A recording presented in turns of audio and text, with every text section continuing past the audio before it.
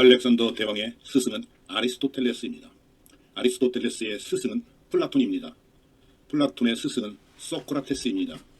소크라테스의 제자들 대단하죠? 그렇다면 소크라테스의 스승은 누구일까요? 플라톤이 쓴 메넥세노스라는 책에 나옵니다. 생소한 이름이죠? 이 책은 소크라테스와 메넥세노스가 길거리에서 나눈 대화를 기록하고 있습니다. 이 책에서 소크라테스가 자기 스승을 직접 말합니다. 플라톤이 책까지 써서 거짓말을 하진 않았겠죠. 그런데 두 사람이 대화를 이해하려면 그 당시 아테네의 상황을 알아야 도움이 됩니다. BC 431년부터 BC 404년까지 아테네와 스파르타는 전쟁을 해왔습니다. 펠로폰네소스 전쟁입니다.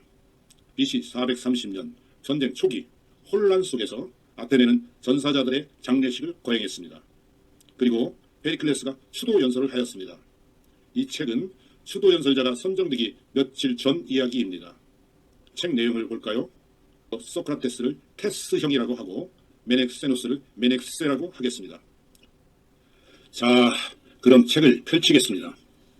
테스형이 길을 가다 메넥세를 만나 대화를 합니다.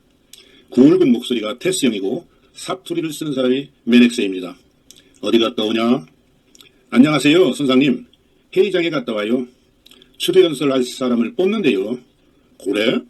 누가 뽑혔냐? 회의가 늦어져서 내일 뽑기로 했어요. 이번 연설은 사정상 급하게 뽑게 됐어요. 그래서 누가 맡아도 어려울 거요. 그렇지 않아. 내용이 뻔한데 뭘? 누가 해도 미리 만들어 놓은 연설문으로 잘할 거야. 메넥세는 테스형의 말에 기분이 조금 불편해졌습니다. 선생님은 연설가를 존경하지 않나 봐요. 당근이지. 나는 하나도 존경하지 않아. 그럼 선생님이 맡으면 잘할 수 있어요? 그럼 잘할 수 있지. 나는 훌륭한 스승이 있거든. 수학을 가르쳐줬어. 페리클레스도 가르친 스승이야. 얼마 전에 아스파시아가 하던 연설을 들었지. 수도 연설에는 이런 내용이 꼭 들어가야 한다고 했어. 그런데 기억이 날까 모르겠다. 한번 해봐요. 내 마음대로 연설 내용을 유출하면 아스파시아에게 혼날 텐데. 그만 뜸들이고 어서 해봐요. 테스형이 드디어 연설을 시작합니다.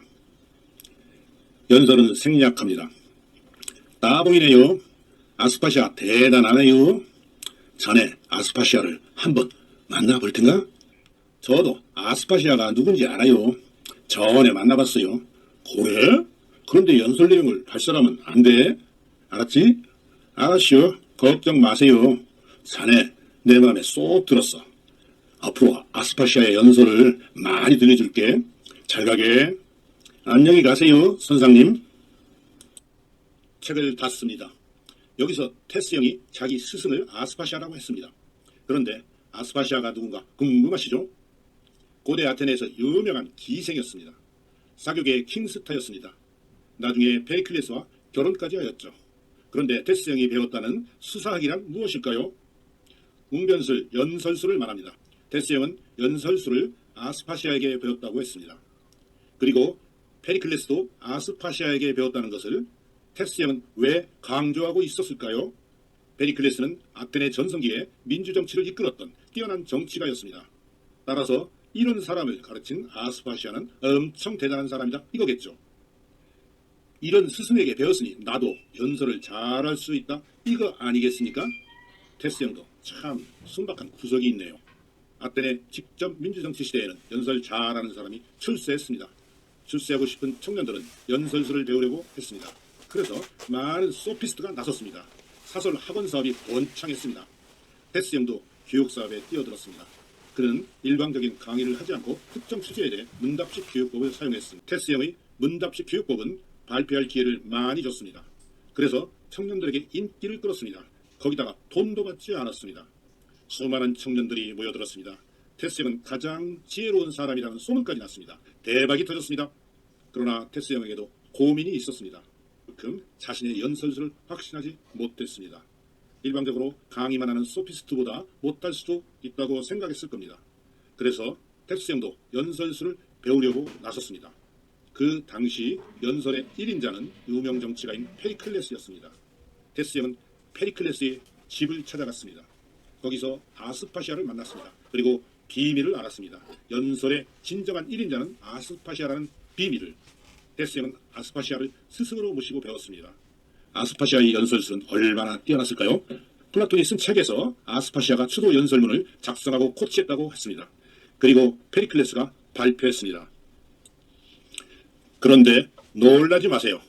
그 연설문이 지금까지 남아 있습니다. 투키디데스가 쓴 펠로폰네소스 전쟁사에 있습니다. 투키디데스는 아테네 사람입니다. 연설을 잘하는 정치가이자 장군이었습니다.